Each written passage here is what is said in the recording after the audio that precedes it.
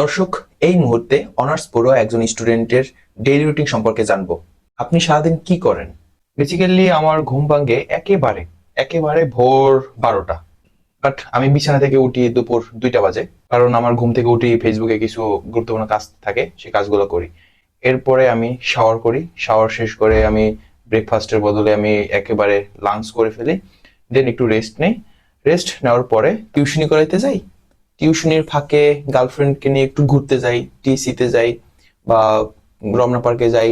এরপর সেখান থেকে ফিরে এসে ফ্রেন্ডদের সাথে আড্ডা মারি। তারপর আবার বাসায় ফিরে আবার গার্লফ্রেন্ডের সাথে কথা বলি, 2টা পর্যন্ত কথা বলি। এরপর আবার ঘুমাইতে যাই। এরকমই চলে।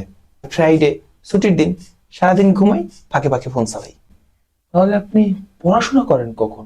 পড়াশোনাটা হচ্ছে সেকেন্ড অপশন।